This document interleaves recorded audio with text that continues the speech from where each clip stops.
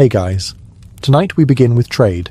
Very civilized trade, the kind that involves addiction, gunboats, and politely explaining destruction as free commerce. So before you get comfortable, take a moment, like the video and subscribe, but only if you genuinely enjoy what I do here. And let me know in the comments where you're tuning in from and what time it is for you.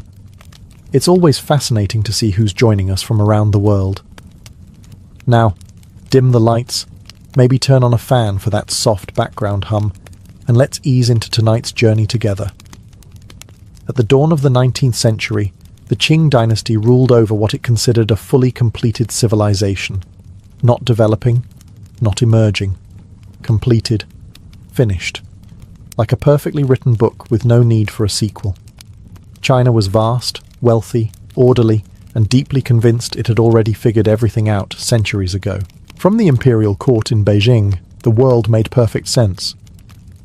China sat at the center of civilization, the Middle Kingdom, and everything beyond its borders existed in various stages of cultural confusion. Europe, from this perspective, was a distant land full of noisy merchants, odd clothing choices, and an unhealthy obsession with boats. And honestly, China had receipts. The empire fed hundreds of millions. Its bureaucracy functioned with terrifying consistency. Scholars spent their lives memorizing texts older than most European capitals. Examinations decided careers, not sword fights, which already put China several centuries ahead in terms of workplace professionalism. Most importantly, China produced the things everyone wanted. Tea fueled Europe's mornings. Silk wrapped aristocrats in status. Porcelain sat delicately on tables where people argued loudly about philosophy while drinking Chinese beverages out of Chinese cups. The global economy ran on Chinese products, whether Europe liked it or not. And what did China want in return? Silver. Just silver. No opinions. No gadgets. No unsolicited advice. Just shiny metal, please. This worked beautifully. Silver flowed in. Taxes were paid. Armies were funded. The imperial machine hummed along like a well-maintained clock, one made of tradition, hierarchy, and quiet confidence. Trade was tightly controlled, restricted to specific ports, and conducted entirely on Chinese terms. Foreign merchants followed the rules, or went home disappointed. There was no customer service department. But here's the problem with believing you need nothing. You stop watching people who need something desperately. While China viewed trade as a polite formality, Britain viewed it as a crisis. British silver was vanishing into China at an alarming rate, and empires hate that almost as much as they hate being told no.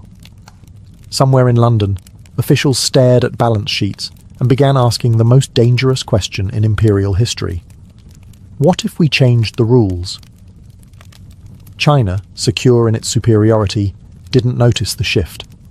It assumed foreigners would continue behaving like guests forever. It assumed admiration equaled submission. And that assumption, calm, confident, and completely reasonable, was about to become very expensive. While China was calmly enjoying its position as the world's cultural center, Europe was developing a very specific, very expensive habit. Tea. And not the casual, once-in-a-while kind. This was a daily ritual that shaped mornings, politics, and the emotional stability of entire nations. In Britain especially, tea was no longer a drink. It was infrastructure. British society ran on it. Workers drank it. Aristocrats drank it. Politicians drank it while pretending not to panic about the economy. The problem was that every cup of tea came from China, and China insisted on being paid in silver. No discounts, no trade credits, no loyalty points. From the Chinese perspective, this made perfect sense. Why accept foreign goods you do not need when everyone is lining up to hand you precious metal? From the British perspective, this was a financial nightmare wearing a polite smile. Silver began leaving Britain at a rate that caused real concern. Balance sheets looked increasingly grim. The empire could conquer continents, command oceans, and control global trade routes, yet somehow could not convince China to buy wool coats or industrial trinkets. It was deeply humiliating. British merchants tried everything. They offered textiles. China had better ones. They offered machinery. China was unimpressed. They offered clocks, mirrors, and novelty items that looked impressive for about 10 minutes. Chinese officials nodded politely and asked for silver. This is the moment where two worldviews collided. China believed trade was a controlled exchange that existed for stability. Britain believed trade was a tool for expansion, leverage, and profit. When trade did not benefit Britain, Britain did not consider that a failure. It considered it a challenge. British officials began asking dangerous questions. Why should silver keep flowing one way? Why should China dictate the terms? And most importantly, what could Britain sell that China could not refuse? The answer, unfortunately, was not tea, silk, or porcelain. It was addiction. Somewhere between frustration and imperial entitlement, British traders realized that China did not need more goods. It needed a problem. And if you could introduce that problem quietly enough, profit would follow. Tea had created a dependency in Europe. Now Britain was about to export one back. And unlike tea, this new product would not be poured gently into cups. It would seep into society, dissolve discipline, and rewrite the balance of power entirely. China had no idea this was coming. Britain absolutely did. Once Britain accepted that China did not want its products, officials turned to the next stage of imperial problem-solving: creativity with a loose relationship to morality. If China refused to buy British goods, Britain would simply introduce something China did not yet realize it needed. And by needed, we mean would soon be unable to function without. Enter opium. Opium was not new to China. It had existed for centuries in limited medicinal and recreational use. What was new was scale. Britain, through its control of India, suddenly had access to massive opium production. Fields were planted, harvests were refined, supply chains were organized with impressive efficiency and absolutely no concern for long-term consequences. This was not an accident. It was not a misunderstanding. It was policy. The logic was chillingly simple. Opium was lightweight, valuable, and addictive. Once people started using it regularly, demand would sustain itself. Best of all, it could be sold for silver, the exact resource Britain was losing to tea imports. The trade imbalance could be reversed, not by negotiation, but by dependency. To manage this operation, Britain relied on the British East India Company, an organisation that functioned less like a business and more like a government that had accidentally discovered profit margins. It collected taxes, ran armies, administered territory, and now, very efficiently, sold narcotics to another empire. Officially, Britain claimed the opium trade was not its responsibility. The company was merely a commercial entity, after all. This was convenient, because it allowed British politicians to express concern while simultaneously counting the money. It was a masterclass in moral outsourcing. Opium was smuggled into China through coastal networks, bribed officials, and carefully maintained grey zones. Everyone involved knew it was illegal. Everyone involved also knew it was profitable. The Chinese state warned against it. Merchants ignored the warnings. Users multiplied. At first, the damage was subtle. A few addicts, a few corrupt officials, a few missing silver shipments. Nothing that looked like a crisis, yet. But addiction does not announce itself loudly. It creeps in quietly, settles comfortably, and only reveals its full cost when it is too late to stop. Britain had solved its trade problem. China had acquired a far worse one. And the empire that once believed it needed nothing was about to discover how expensive that confidence could be. At first, the opium problem did not look like a catastrophe. It rarely does. There were no dramatic collapses, no instant riots, no imperial alarms ringing across the capital. Instead, opium entered Chinese society the way most disasters do. Politely, gradually, and with a convincing sense of deniability. It began along the coast, among merchants, sailors and dock workers. These were people already used to foreign goods and strange habits.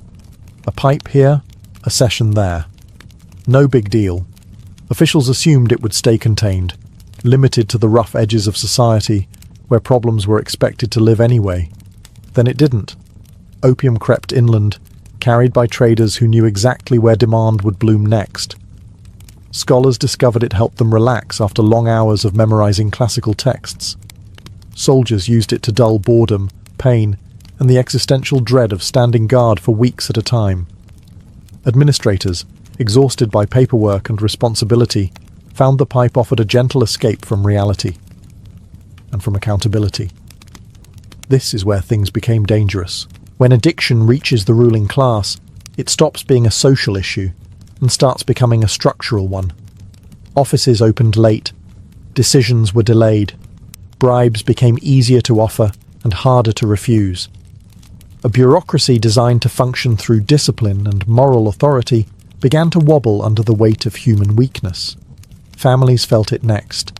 Silver disappeared from households. Heirlooms were sold. Farmers neglected fields. Artisans missed deadlines. Productivity fell, not because people were lazy, but because addiction quietly rearranged priorities without asking permission. And the most alarming part? The silver. For centuries, China had carefully built an economy dependent on silver as its monetary backbone.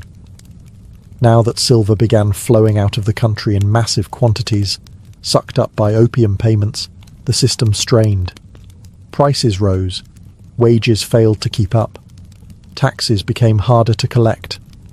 The empire's financial arteries were being drained from the inside, yet many officials hesitated to act decisively. Why? Because admitting the scale of the problem meant admitting failure. It meant acknowledging that foreign merchants had outmaneuvered the Middle Kingdom using nothing but patience, profit, and human vulnerability. So reports were softened, numbers were delayed, blame was redirected. The hope was that the problem would somehow stabilize on its own. It wouldn't. Addiction does not stabilize. It spreads. And while China debated how serious the problem really was, the opium trade was already reshaping society, quietly, efficiently, and with devastating momentum.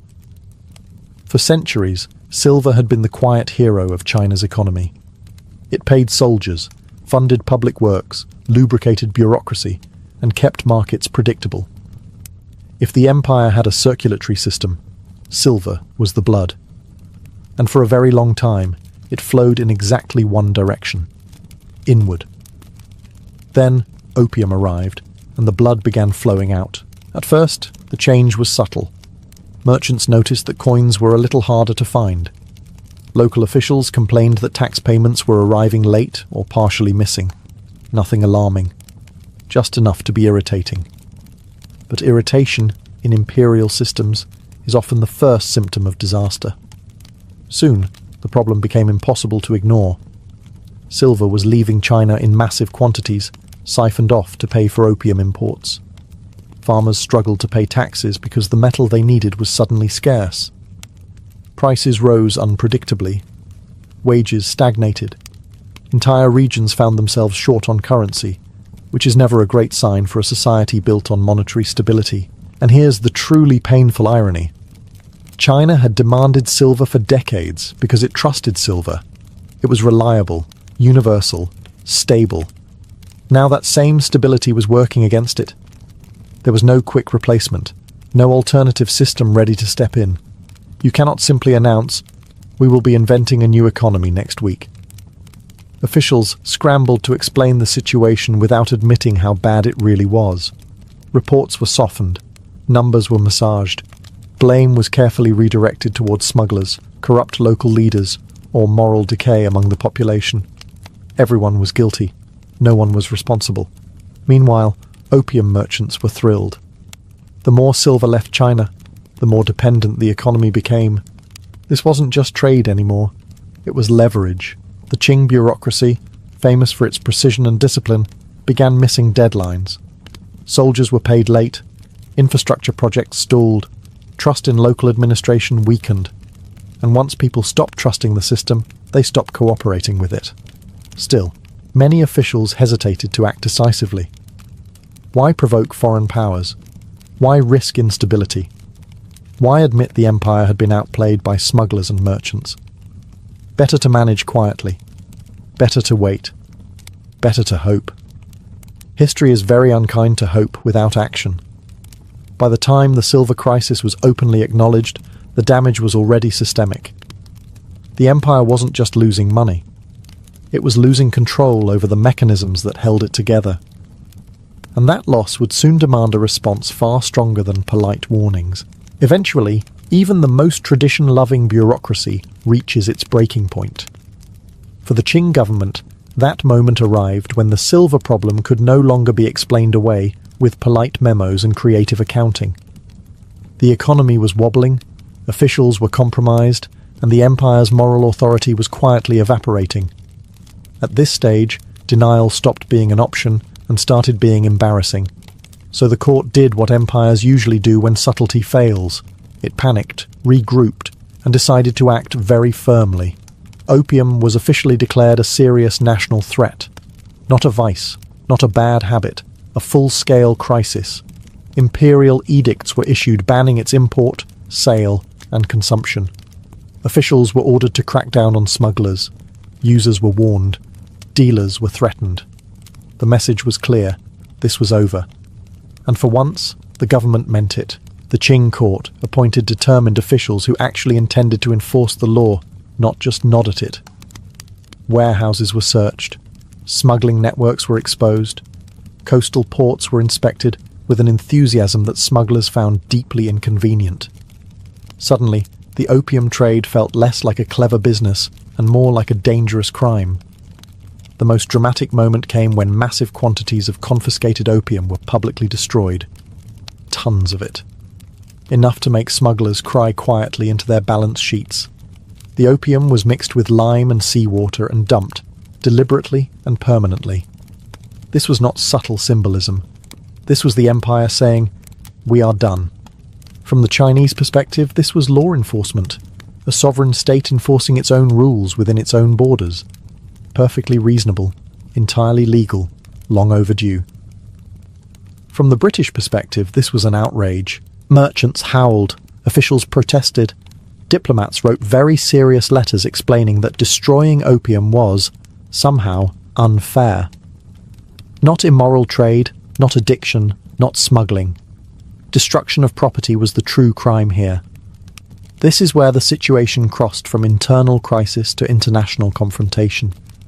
China believed it was restoring order. Britain believed its profits were being attacked. And when empires disagree about money, philosophy tends to exit the conversation immediately. China assumed firmness would restore control. Britain assumed force would restore trade. Both sides believed they were defending justice. Only one side had steam-powered warships waiting offshore. And that imbalance was about to become painfully obvious. Britain did not respond to China's opium crackdown with self-reflection. There were no emergency meetings about ethics, no long walks along the Thames wondering if maybe selling narcotics to another civilization was a bad look. Instead, British officials reached for a far more familiar tool: naval power. The argument was simple, elegant, and deeply convenient. Britain claimed that China's destruction of opium was an attack on free trade, not illegal trade, not smuggling, just trade. The fact that opium was banned under Chinese law was treated as a minor detail, the way a no swimming sign is treated right before someone dives in anyway. Diplomatic letters flew back and forth, each more offended than the last. Britain insisted that its merchants had rights. China insisted that its laws applied within its borders. One side believed sovereignty mattered. The other believed profit mattered more. This conversation was never going to end peacefully. So Britain sent ships, and modern ships, steam-powered, bristling with cannons, crewed by sailors trained for industrial warfare. When these vessels arrived off the Chinese coast, they represented a future that the Qing military was simply not prepared to fight. This was not courage versus cowardice. It was wood and sail versus iron and steam. Thus began the First Opium War, a conflict that was less a war and more a demonstration.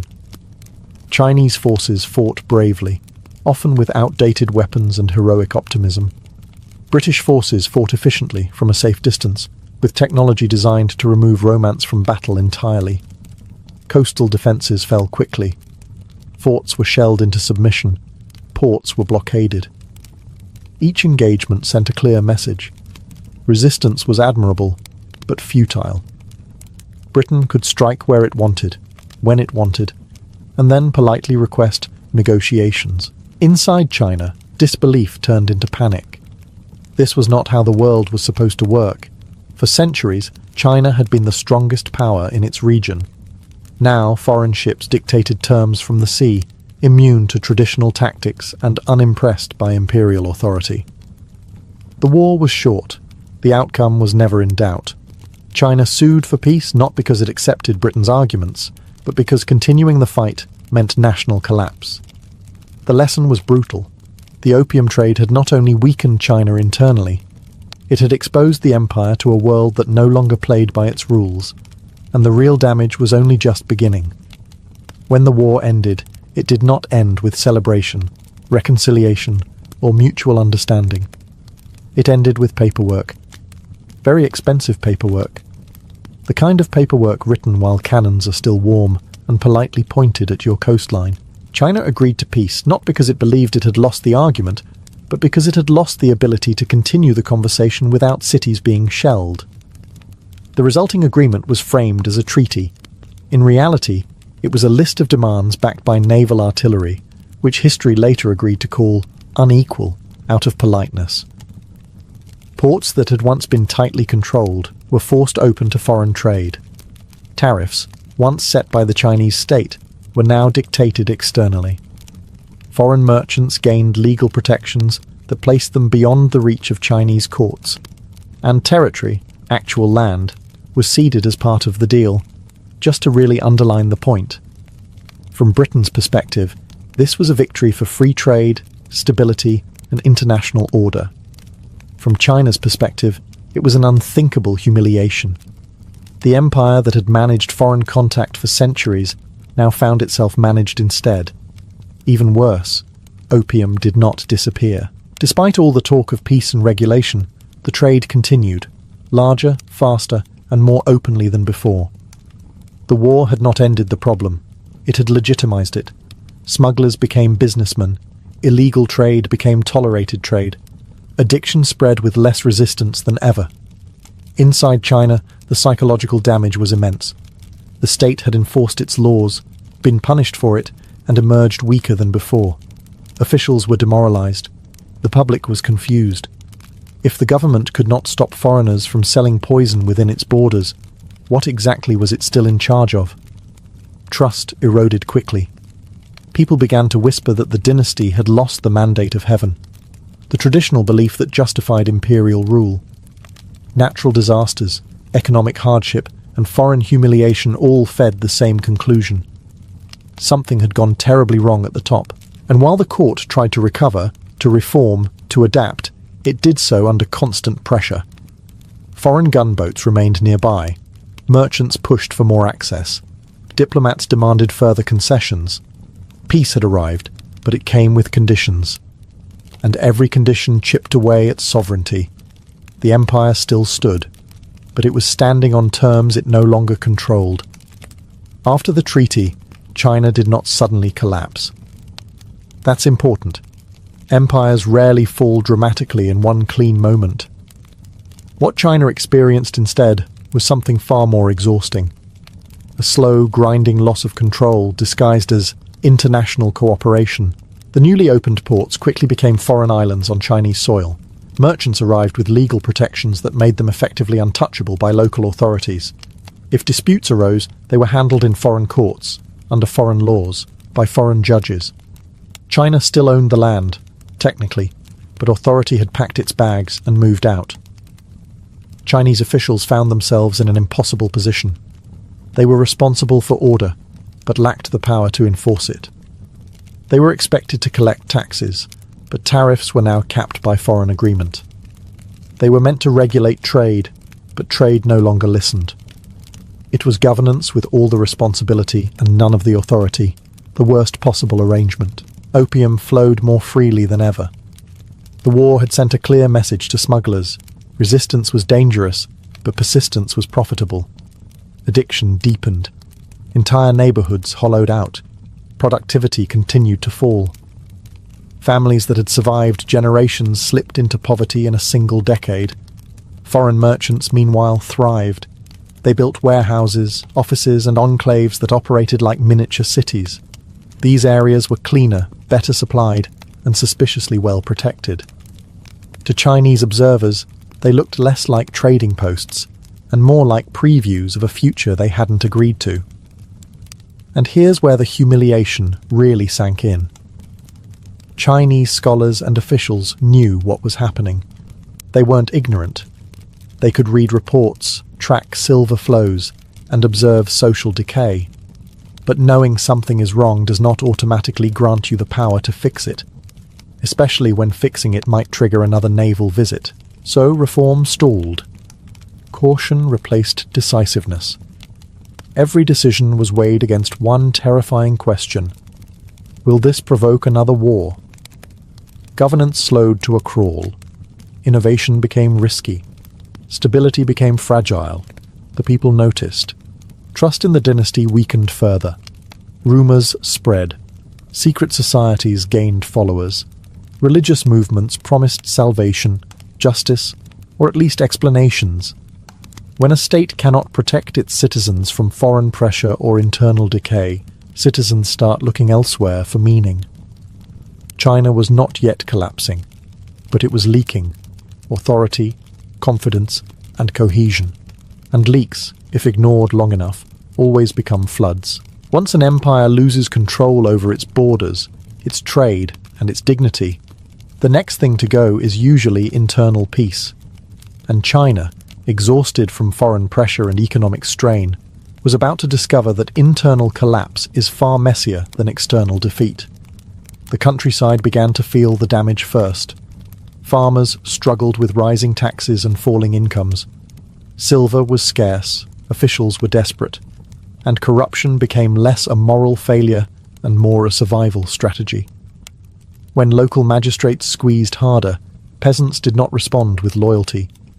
They responded with resentment, the quiet, patient kind that eventually explodes. Banditry increased. Secret societies flourished. Groups formed promising justice, protection, or spiritual salvation. Some offered all three, which made them extremely popular. When the state looks weak, alternatives start looking attractive, even if they come with matching uniforms and slightly unhinged leaders. Inside the Qing government, things weren't much better. Reformers argued that China needed to modernize, adopt new technology, rethink institutions, and maybe stop assuming the rest of the world would politely behave forever. Traditionalists argued that this thinking was dangerous nonsense, and that the real problem was moral decay, foreign influence, and insufficient respect for ancient values. These debates did not end quickly or productively. They dragged on while conditions worsened. Meetings were held. Memorials were written. Arguments were made with impressive calligraphy and absolutely no urgency. Meanwhile, villages burned, taxes went unpaid, and confidence in the system evaporated. The army, once a symbol of imperial stability, suffered badly. Soldiers were underpaid, poorly equipped, and increasingly tempted by desertion or rebellion. Loyalty is difficult to maintain when your salary is late and your government appears powerless. Even discipline began to fray, and perhaps most damaging of all was the loss of belief. For centuries, the Qing ruled under the idea that heaven favored their authority. When floods, famine, addiction, foreign humiliation, and internal chaos all arrived at once, people began to question whether heaven had quietly withdrawn its support. The mandate of heaven was not officially revoked. It never is, but it was definitely under review. By this point, the empire was no longer simply reacting to problems. It was drowning in them. Foreign powers watched closely. Rebels waited patiently, and the Qing state, stretched thin in every direction, was about to face a crisis so massive it would scar China for generations. If the Qing Empire had been limping before, this was the moment it collapsed onto the floor and politely asked history for a minute to breathe. What followed was not a minor uprising or a manageable revolt. It was one of the deadliest civil wars in human history, the Taiping Rebellion. It began, as many disasters do, with a man who believed he had a special message for the world. Hong Xiuquan failed the imperial examinations repeatedly, had a nervous breakdown, and emerged convinced he was the younger brother of Jesus Christ. This alone should have raised concerns.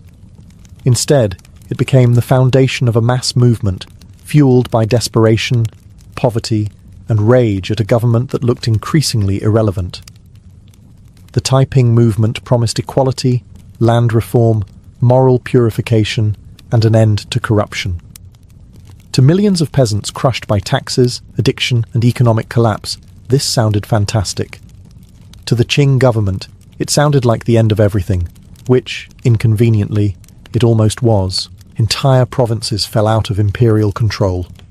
Cities were captured, bureaucrats fled, armies defected or disintegrated. The rebellion established its own capital and ruled vast territories for years. This was no fringe uprising. This was an alternative state growing inside the empire like a second skeleton. The Qing response was chaotic and brutally expensive. Loyalist armies were raised, often funded by local elites rather than the central government. Foreign powers, smelling opportunity, offered assistance at a price. The empire that once dictated terms now relied on outside help to survive its own civil war, and the human cost was unimaginable. Millions died from combat, famine, disease, and displacement. Entire regions were depopulated. Agricultural systems collapsed. Trade routes vanished. Even after battles ended, the damage lingered like a permanent scar. By the time the rebellion was finally crushed, the Qing Dynasty technically survived. But in the same way a building survives after a fire, standing, blackened, hollow, and structurally unsound. The rebellion did not cause China's collapse. It revealed it. Opium, foreign pressure, economic failure, and political paralysis had weakened the empire. The Taiping rebellion simply tore the curtain down and showed how fragile everything had become. And after this, recovery was no longer an option, only delay. After the rebellion was crushed, the Qing Empire still existed, which, under the circumstances, felt like an achievement worth applauding politely. The dynasty remained on the throne, officials returned to their desks, and the machinery of government creaked back into motion. On paper, the empire had survived. In reality, it was operating on borrowed time and borrowed confidence. The central government was exhausted. Financial reserves were gone. Military forces were depleted. Authority had been outsourced to local elites, who now expected rewards for saving the dynasty. The emperor still ruled, but increasingly through negotiation rather than command. Never a comforting sign for an absolute monarchy. Foreign powers noticed immediately. China's weakness was no longer theoretical. It was visible, tangible, profitable. Western nations pushed for more access, more ports, more rights, and more exemptions. Each demand was framed as reasonable. Each concession was described as temporary. None of them were ever reversed. The Qing court attempted reform, but cautiously, almost apologetically. New schools were discussed. Modern weapons were considered. Administrative changes were proposed, and then delayed, and then debated, and then quietly shelved, usually after someone asked whether reform might upset tradition, foreign powers, or both. This created a uniquely frustrating situation. Everyone agreed something needed to change, but no one agreed on what, how, or how fast. Reformers were accused of betraying Chinese values. Conservatives were accused of dooming the empire. Meetings were held. Papers were written. Very little happened. Meanwhile, opium addiction remained widespread. Even as officials condemned it, tax revenue quietly depended on it. Efforts to suppress it risked unrest. Efforts to tolerate it guaranteed decay. The state found itself trapped between morality and survival, and chose survival, slowly bleeding both. The people noticed. Faith in the dynasty continued to erode. Younger generations questioned why China, once the unquestioned center of civilization, now bent to foreign demands. Scholars debated how this had happened. Peasants didn't debate at all. They simply endured. What remained of Qing authority functioned more like damage control than governance. The goal was no longer greatness, stability, or renewal. It was simply avoiding collapse for another year. Then another. Then another. The empire was still standing, but no longer moving forward. And history is unforgiving to civilizations that stop moving. By the late 19th century, China found itself in a deeply humiliating position, still technically independent, yet increasingly treated like a shared workspace by foreign powers. No single nation had conquered China outright, but several had helpfully moved in, rearranged the furniture, and begun charging rent. Foreign influence spread through what were politely called spheres of influence. Different powers claimed economic privileges in different regions, building railways, controlling mines, managing ports, and dictating trade terms. China still had emperors, officials, and laws, but they operated in a landscape where key decisions required foreign approval, or at the very least, foreign tolerance. This arrangement was disastrous for sovereignty, and confusing for everyone involved. Chinese officials were expected to maintain order in cities where foreigners answered only to their own courts. A Chinese magistrate could arrest a local citizen, but not a foreign merchant. Imagine being responsible for public safety, while half the population is legally untouchable. Authority does not thrive under those conditions. Economically, the damage deepened. Profits flowed outward. Infrastructure served foreign trade more than local needs. Chinese workers labored on projects that benefited outsiders, often under harsh conditions. The empire was no longer extracting value from its territory. It was watching value leave in an orderly, well-documented fashion.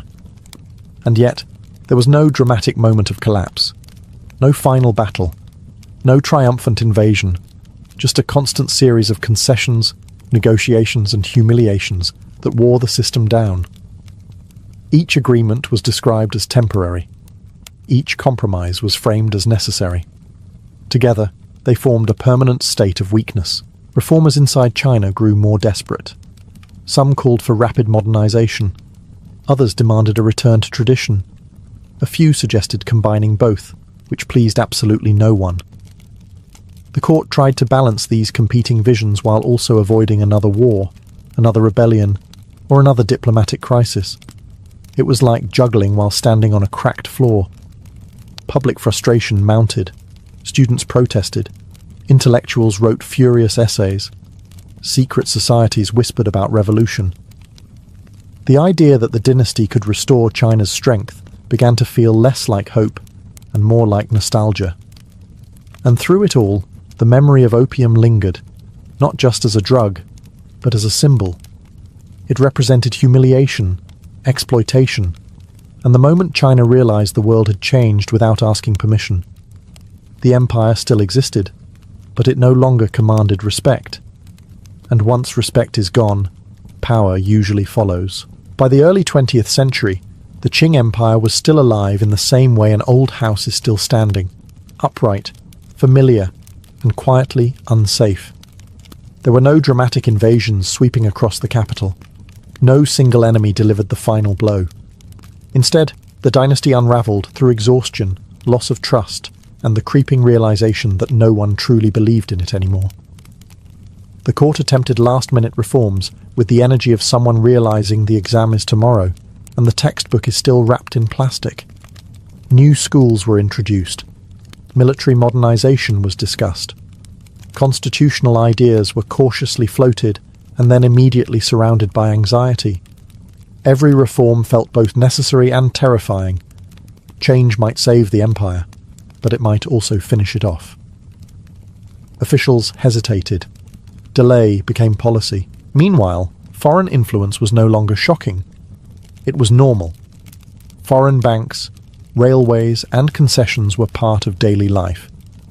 Chinese citizens grew up in a country where outsiders enjoyed special privileges and local officials enforced rules they could not fully control. This wasn't just humiliating. It was corrosive. The people stopped expecting leadership from the dynasty. Loyalty turned into indifference. Indifference turned into frustration. Frustration slowly hardened into something far more dangerous. Readiness. Students organized. Intellectuals argued openly about revolution. Soldiers questioned why they should defend a system that could not pay them on time or protect national dignity. When authority dissolves quietly, rebellion does not need to shout. It just needs to wait. And the dynasty had no answer left. The emperor remained, ceremonies continued, and the bureaucracy still stamped documents with impressive seriousness. But belief, the invisible glue holding the system together, had vanished. The mandate of heaven was never officially revoked. It simply stopped being mentioned, which was far worse. When revolution finally came, it felt less like a storm and more like gravity. Provinces declared independence. Officials defected. The imperial center realized too late that it no longer commanded obedience, only habit. The Qing Dynasty fell not because it was conquered, but because it was abandoned. Opium had not destroyed the empire alone, but it had weakened society, drained the economy, invited foreign domination, and exposed every vulnerability at once. It turned confidence into complacency and strength into inertia. By the time the end arrived, no one was surprised, only tired. Looking back, the fall of China's greatest empire feels tragic not because it was inevitable, but because so much of it was avoidable. The Qing dynasty did not collapse because its people were weak, uneducated, or incapable. It collapsed because it faced a rapidly changing world with an old set of assumptions, and by the time those assumptions were challenged, the damage was already done. Opium did not destroy China in a dramatic, cinematic way. There was no single night when everything fell apart. Instead, it worked slowly, patiently, almost politely. It weakened bodies. It drained silver. It corroded trust. It softened resistance. By the time the empire realized what was happening, it was no longer fighting one problem. It was fighting all of them at once. Foreign powers did not need to conquer China outright. They simply waited. They watched as addiction hollowed out society, as trade imbalance flipped direction, as reforms stalled under fear and indecision.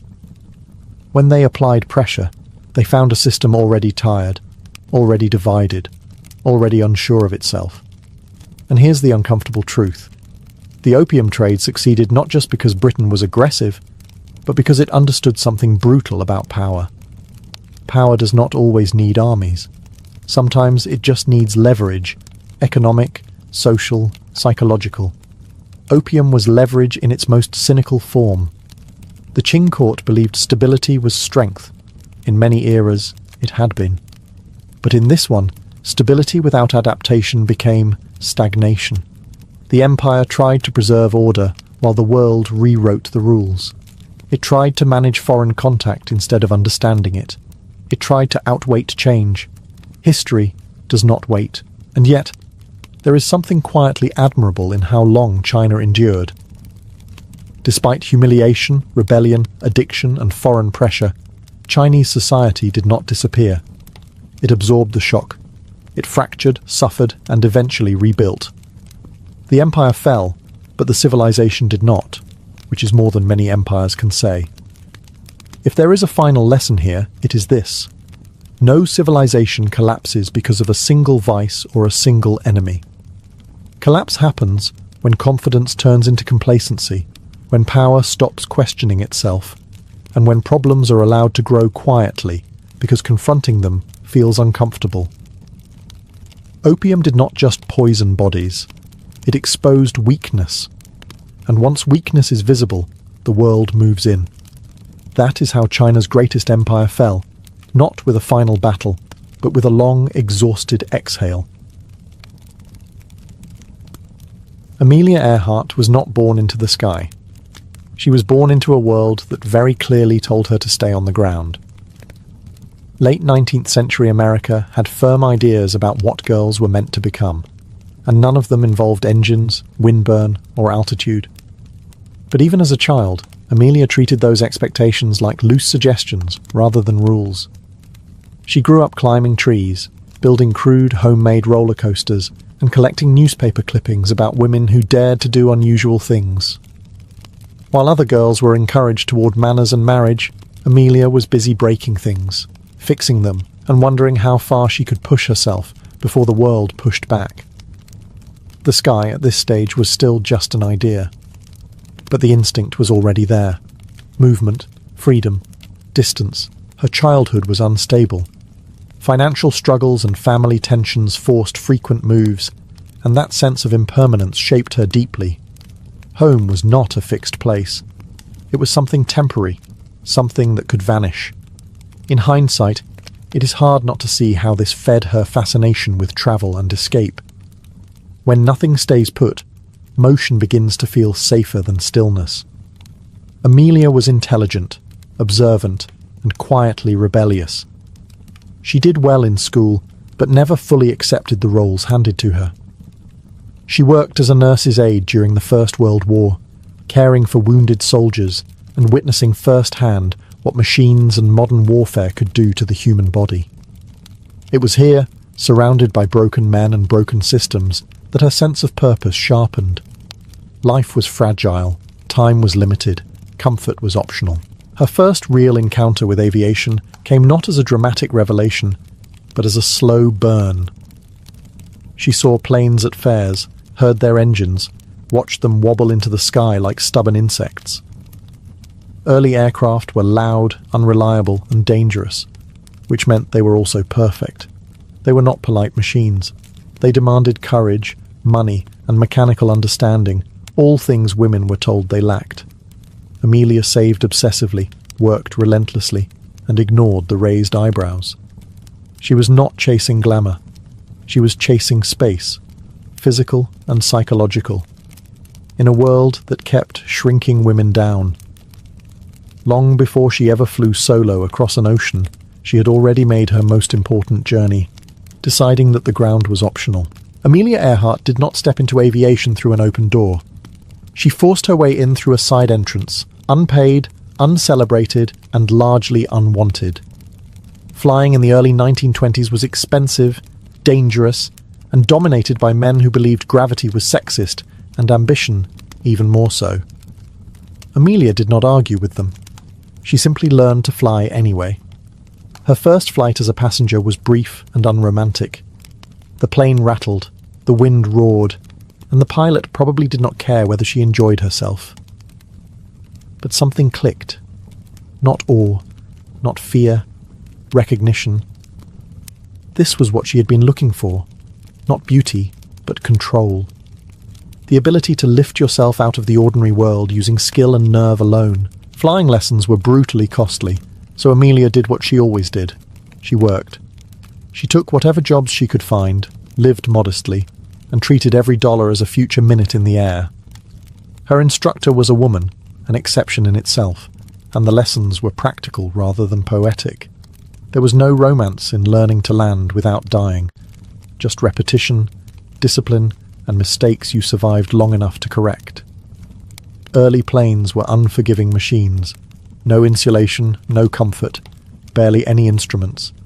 The cockpit was open to the elements, and the engine sat inches away, vibrating like it might detach out of spite. Pilots dressed for cold, not elegance. Goggles, scarves, leather. Not for style, but for survival. This was not freedom without cost. It was freedom paid in bruises, fear, and constant risk. Amelia learned quickly, but she also learned realistically. She understood that talent alone would not carry her forward. Aviation required money, sponsorship, and publicity. Records mattered. Headlines mattered. If she wanted to stay in the air, she would have to become visible on the ground. This was a compromise she accepted, though never comfortably. She bought her first plane, bright yellow, slightly ridiculous, and deeply beloved. She named it, flew it hard, and pushed it higher than she was supposed to. Altitude records followed. Then, attention. Newspapers began to notice the novelty, a woman pilot who was not performing stunts for laughs, but treating aviation as serious work. Still, she was often introduced as an accessory rather than an aviator. Questions focused on her clothes, her smile, her nerves. She answered politely and returned to the cockpit. Every flight was an argument she did not need to voice. Each successful landing said enough. By the time she began setting records, Amelia was no longer asking permission. She had learned the machine, the sky, and the quiet truth beneath both. Confidence is built, not granted. Amelia Earhart did not become famous because she wanted to be admired. She became famous because aviation needed a symbol, and she happened to be useful. Her growing list of records and near records attracted attention at exactly the moment when long-distance flight was becoming a public obsession. Planes were no longer just machines. They were promises, and Amelia was shaped into one. Her sudden rise into the spotlight came with a peculiar imbalance. Newspapers celebrated her courage, but rarely her competence. She was framed as daring rather than disciplined, brave rather than skilled. When she crossed the Atlantic as a passenger on a transoceanic flight, headlines crowned her a heroine, even though she had not been at the controls. Amelia herself was deeply uncomfortable with this. She accepted the praise, smiled for photographs, and then privately dismissed the achievement as incomplete. Being famous for sitting still was not the goal. Publicity, however, brought resources. Sponsors emerged. Speaking tours followed. Amelia learned to stand on stages and talk about flight to audiences who had never left the ground. She used these moments carefully. Beneath the polite lectures was a quiet insistence. Women could do this too, if given training and trust. She never framed it as rebellion. She framed it as common sense, which was far more unsettling. Behind the scenes, fame was exhausting. She was expected to be inspirational at all times, composed, modest, grateful. Any display of ambition risked criticism. Any mistake risked being blamed not on the pilot, but on her gender. The margin for error was thinner for her than for any man sharing the same sky. Amelia understood this and adapted. She cultivated an image that was calm, capable, and deliberately plain. No theatrics, no arrogance. She dressed simply, spoke carefully, and redirected attention toward aviation itself. This was not humility, it was strategy. The less threatening she appeared, the farther she could go, yet the imbalance gnawed at her. She wanted to fly, not tour, to test limits, not repeat speeches. The more famous she became, the less time she spent in the air, and that contradiction sharpened her resolve. If the world was going to watch her, then she would give it something worth watching. Fame had found her first. Now she would decide what to do with it, and more importantly, how to escape it back into the sky. Amelia Earhart was determined to erase the asterisk next to her name. Being labelled the first woman to cross the Atlantic was flattering, but the quiet qualifier, passenger, lingered like turbulence. She wanted the record that mattered to her, alone, responsible for every decision, every correction, every consequence. Not symbolic flight. Real flight. Planning a solo Atlantic crossing in the early 1930s was not optimism. It was audacity backed by preparation.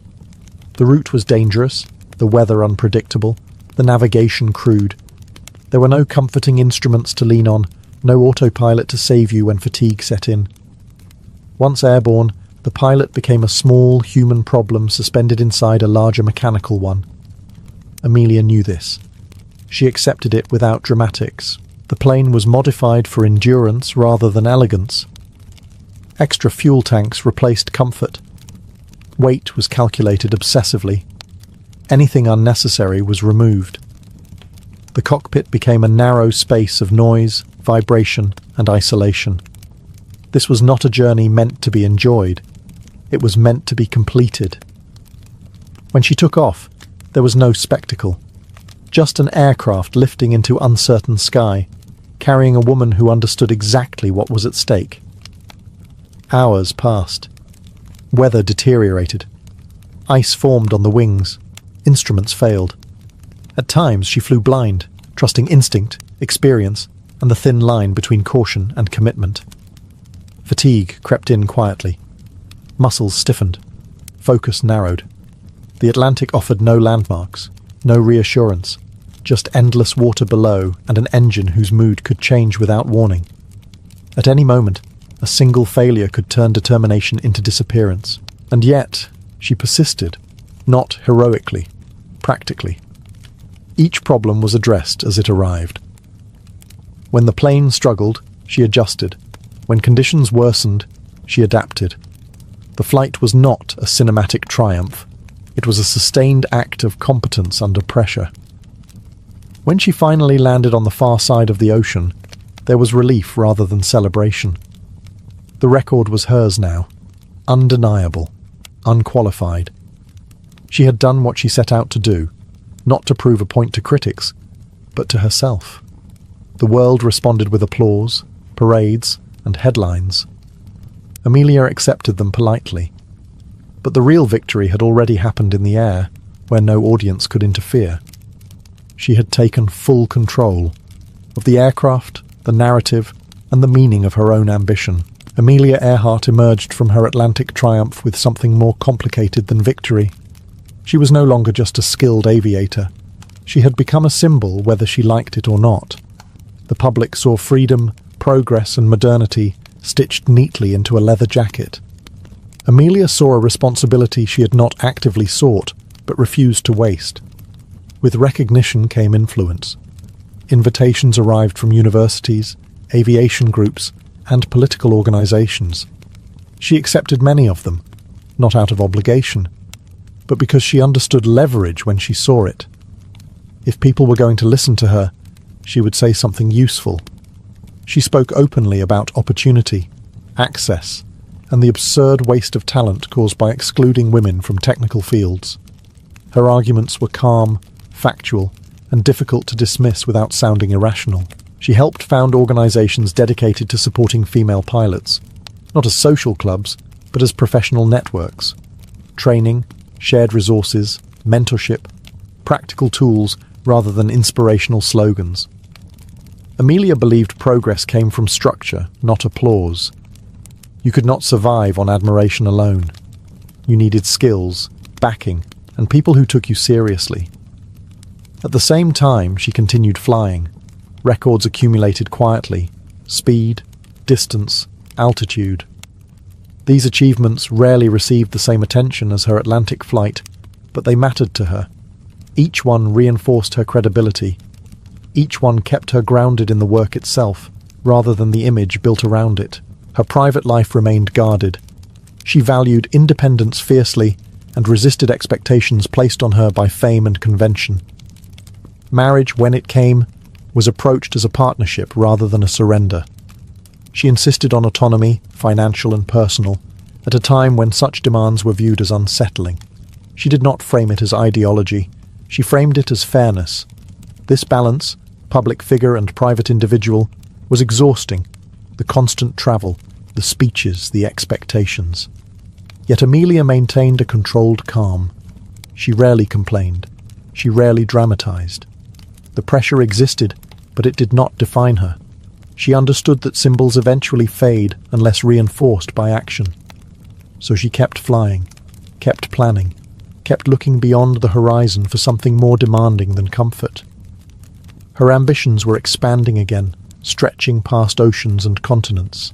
The sky had given her a voice. Now she was deciding how far to carry it, and how much risk she was willing to accept to stay ahead of her own legend. Amelia Earhart was never interested in repeating herself. Once a record became familiar, it lost its pull. The Atlantic was behind her now, and with it the comfort of proven routes and predictable headlines. What drew her forward were the blank spaces, the long stretches of the world still awkwardly connected by aviation, the routes that existed more in theory than practice. Long-distance flying in this era was not about glamour. It was logistics, endurance, and risk management stretched across thousands of miles. Amelia began planning flights that stitched continents together, tracing paths few pilots bothered to attempt. She flew across the Pacific, across the Americas, across regions where navigation depended more on judgment than instruments. Each journey was a lesson in humility. The sky did not care about reputation. The physical toll increased. Hours in the cockpit strained the body and dulled the senses. Weather delays turned schedules into guesses. Mechanical issues appeared far from spare parts and friendly runways. Amelia grew leaner, quieter, more focused. The casual charm that once defined her public image gave way to something sharper, a professional intensity that understood how thin the margin really was. She studied maps obsessively, not as abstractions, but as lived challenges. Wind patterns, fuel ranges, emergency landing options. Every line represented a decision she might have to make alone. This was where she felt most herself, planning against uncertainty, preparing for problems that had not yet arrived. At the same time, aviation itself was changing. Planes were improving, but not fast enough to eliminate danger. Radio communication remained unreliable. Navigation over water was still an exercise in estimation. Progress created opportunity, but not safety. Amelia accepted this without complaint. Risk was not an obstacle to ambition. It was the price. Friends and colleagues worried. The routes were longer now, the margins thinner. She listened, acknowledged their concerns, and continued planning. Fear, to her, was information. Something to account for, not something to obey. The more she flew, the clearer her next goal became. If aviation was going to mature, someone had to test its limits. Someone had to prove that global flight was not a novelty, but a future.